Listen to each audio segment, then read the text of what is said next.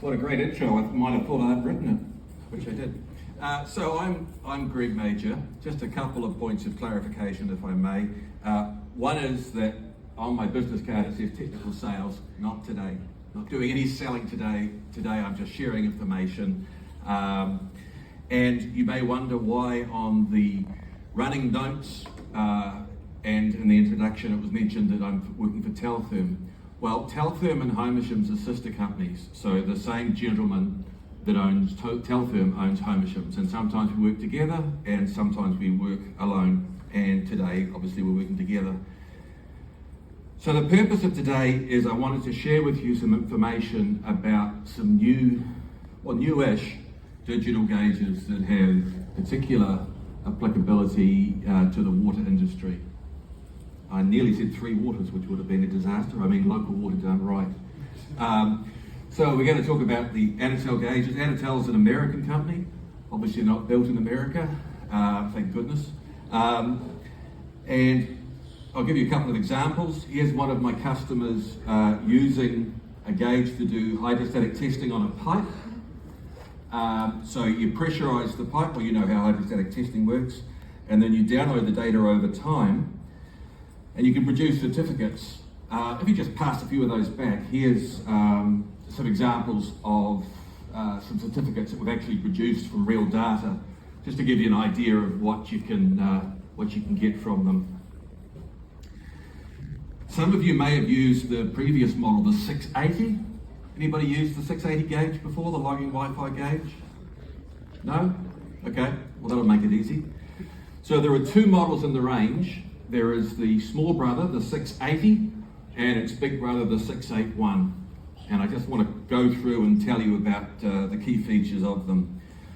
I was going to compare and contrast with the old model to the new, but especially since there's not much experience with the old one, I'll just go over the features in general with the gauges. At the end there'll be a question time, obviously, if you have some questions. So we'll start with the 680. There are actually 5 gauges in the family, but 2 of them, and perhaps 3, are applicable to the water industry. So I'll talk about these 2 and then I'll show you the 3rd at the end if it comes up. So the claim to fame of these gauges is that they are logging and they're wireless. So it makes life very easy. The fact that they're IP67 means that you can put them outside, leave them for 12 hours, 18 hours. In the example of those sheets you're passing around, I think you recorded for about 18 hours, and that's quite fine. I'm sure you're all aware of how the ingress protection works, the IP67, the first digit solids, the second digit water. As you probably know, the first digit with solids, 0 is no protection against solid. Number 2 is a finger, and believe it or not, there is an IEC calibrated finger you can buy for testing ingress. 7 means that in theory we can put this underwater for a meter for up to 30 minutes. So it really is quite waterproof. You can put it outside without any concern at all. The gauge has a hell of a lot of memory. This particular one has 400,000 records, which you would think would be enough for anybody. But interestingly enough, I had a call last week from a chap who wanted the big brother of the 681 because he needed more than 400,000. I have no idea why, but there you are. It's available in 2 accuracies, either 0.1% of full scale or 0.2% of full scale. And you'll see on the next models there is other accuracies available. As I say, 400,000 recordings. All the wetted surfaces are 316L stainless steel. Compared to the old model, 316L has a slightly lower carbon content and is better at dealing with corrosion post-welding. So the choice of 316L is excellent. So any of your chemicals that are compatible with 316 and certainly 316L are going to be fine with the gauge. Each of the gauges, except for the number 3, which I'll touch on at the end, comes with an ISO 17025 calibration certificate. ISO 17025 is the standard that IANs work to, as you probably know. So at least for probably the first 12 months, you won't need to get a calibration done. Let me just go back a second. The original model used to have a little dongle like this, and it would communicate that way. And we did quite well selling spare dongles because obviously they got lost quite a lot. The new gauges have Bluetooth, and that's a major benefit.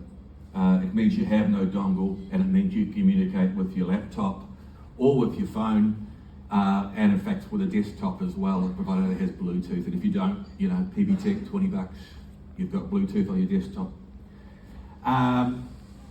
They're fully temperature compensated over a big range, rather more than the previous model also. As we know, pressure and temperature are closely linked, a la Boyle's law. And we go to -20 here, we used to go to -10. So I guess they must have thought of South Canterbury winters, which can get down there. Display digits can be 4 or 5. And in terms of sampling, it can go from either a very fast 10 times per second up to whatever you want.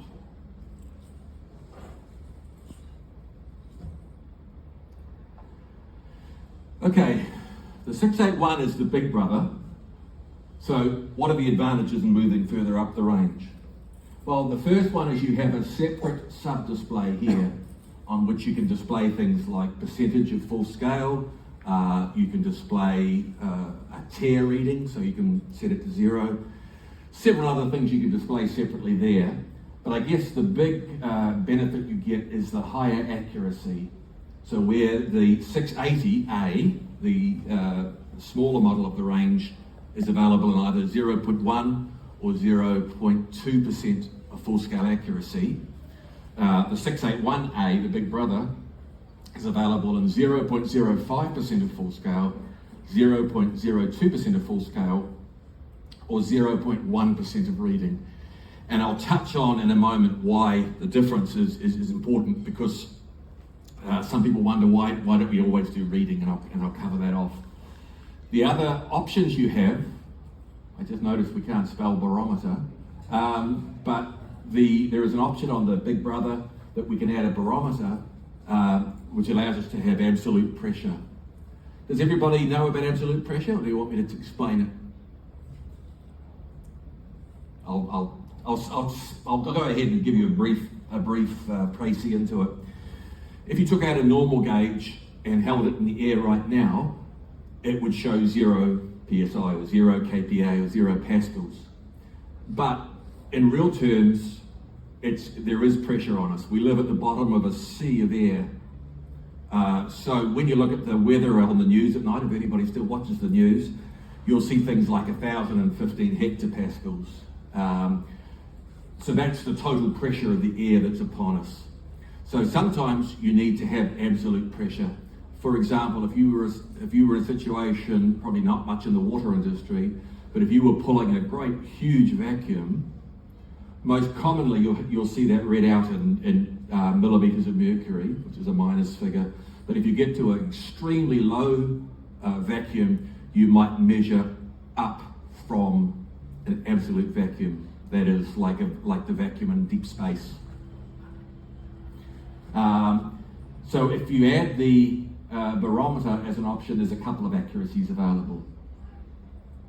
Now, in terms of logging potential or logging size, you've got 10 million records, and I can't imagine any time that 10 million is not going to be enough to cover kind of any situation.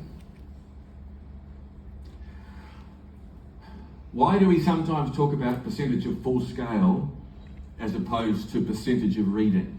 Is a question I get quite a lot. The concept is it's just two different ways of measuring the same thing. Neither is better or worse, they're just different ways of measuring the same information. If we take, for example, a very common gauge that we sell, which is the 20 bar, And if we compare, for example, on the blue scale, 0.1% of reading to this gauge, which is 0.05% of full scale. Now you may ask, why is he comparing 0.05 with 0.1? The reason is, and this is the only time I'll mention price, those two gauges are the same price, so it is a good comparison. If we look, if we look at the possible error, so on the y-axis we have the potential error in bar, and along the on the x-axis we have the 20 bar pressure range. And we see that with the percent of full scale, you will always have up to 0.01 bar error. Whereas if we look at the percent of reading, we see that the error changes depending on where it's read. So that if you were measuring in the lower half of the graph, you would have more accuracy with the 0.1 of reading. If you're measuring in the top half, you would get more accuracy with the 0.05 of full scale. And that's the background to why we do that. It is possible to get the gauges without logging. I would say that it's potentially sort of being a little bit of a waste because the logging is such a powerful feature. But we do sell some without logging. So that's another option. Again, I mentioned sales, sorry, my bad. But you can get them with or without logging, but most people, to be fair, get it with. I'll mention the third gauge because I'm running way ahead of time. The third gauge is this one. So, sorry, I didn't show you. In reality, we saw the two gauges, the 680A, the 681A. I'll mention this one as well. This is called the 601EX. Normally when you put an explosion-proof label on something, you double the cost. This one's actually really good value. This one is 0.5% of full-scale accuracy. So it's a lower accuracy, but it's still extremely good. And I can't talk about price, but it's good. So we have that one as well. The only difference is this one does not come with the ISO 17025 calibration cert. So if you need the calibration, arguably you're better with these two. I'll show you a couple of examples of a thing in use. So as I said, you can either go to a PC or to a phone, either Apple or Android. And I'll show you first some examples of using the gauge on a PC, just to show you how easy it is. This is the main screen you'll get to when you connect to the PC. By the way, connecting to a PC, you've got two choices. You've either got the Bluetooth, which is what most people are going to do. On this model, you've got RS-232. So you can connect to a PC wired if you want to do it that way as well. If you go to somewhere like PB Tech, for example, $30 will buy you a RS-232 to USB connector, so that's easy. And in the case of the big brother, the 601, we still have the RS-232, but we also have a USB-C. And the USB-C can be both to transfer data between the gauge and the computer and also run it on power. The battery life is enormous, so you probably wouldn't need to, but just if you needed to for some reason, it will run it on the USB-C power as well. The lowest cost one, the 601EX, has no USB or RS-232 or anything because it is explosion proof, and obviously you wouldn't want to be plugging things in an explosion proof environment. So, sorry, back to where I was at. Here we have the screen you'll get when you connect to the PC, whether or not you connect to by Bluetooth or by USB. If you have several gauges, you'll get a screen that shows several. Again, if you have a look at, if you talk to the guys on stand 25, that's the combo Teltherm Homersham stand, you can see, and we can show you the three gauges I have here connected to a phone. But this is the screen you'll get on a PC. You get all the information about the gauge, the model number, the ratings, the battery strength. Any settings you want to change, you can do here. and it's a lot easier than fiddling around with buttons. I'm sure you've all played with buttons on the front of things, and they're a bit of a pain in the body to do. By having it all in here, it makes life very easy, so we can change unit of measure from pascals to whatever. We can sync system time, so the time on the gauge will be the same as the time on the computer, so if you're recording other data, etc. And this is your live readout. So if this was a live screen, we'd be seeing the actual pressure at the moment. And just remember, when you're doing it, once you've changed those things, remember to hit save, and it will send that data to the PC. If you don't hit save, to the gauge, that is. If you don't hit save, it won't send it to the gauge. And here, as you've seen, hopefully you've all seen that those certificates I've handed out.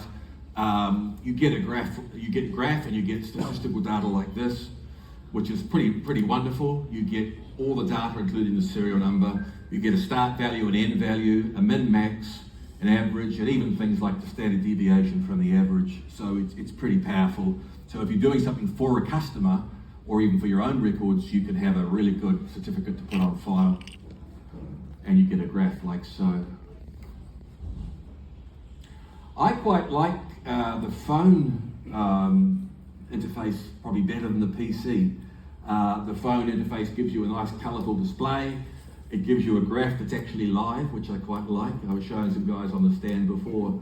So if you connect up to the gauge and you start blowing into it or doing some sort of testing, you'll see the graph changing straight away, even if you're not logging. And it's simply a matter of hitting the record button, and it will start to log to the phone.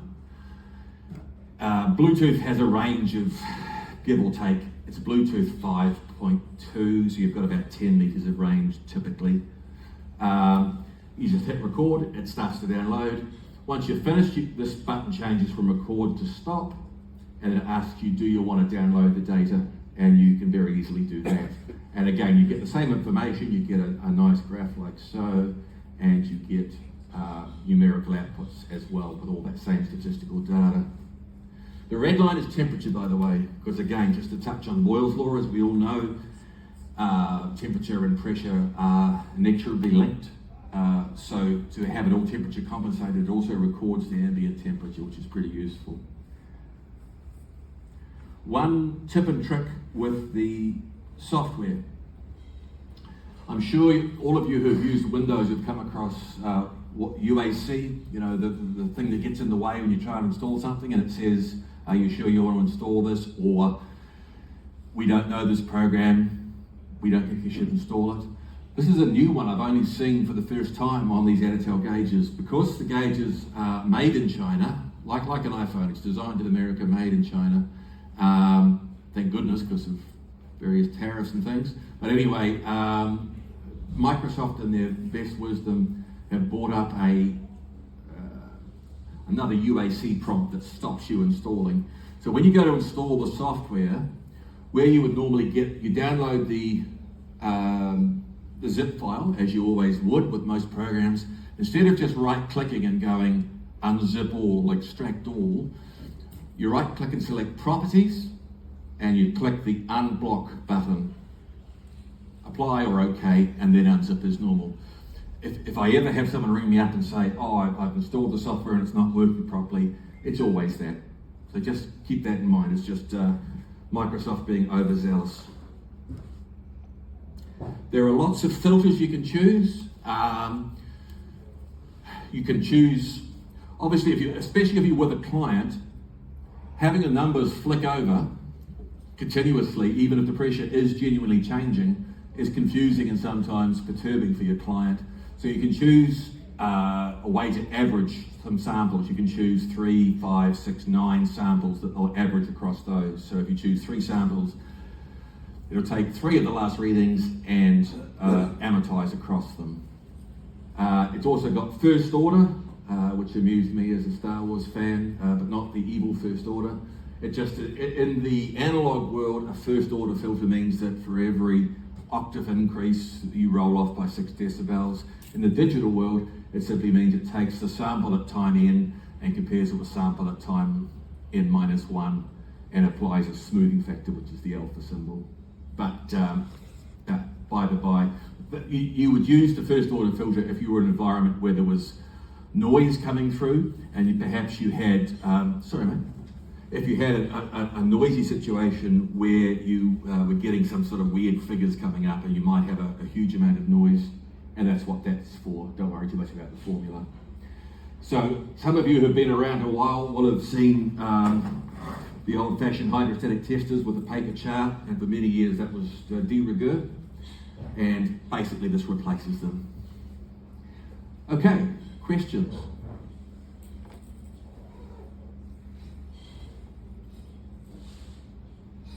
Nothing. All right. Well, that was nice and easy. So they're available from several places. So talk to your local distributor and we'd be happy to help you. Thanks very much.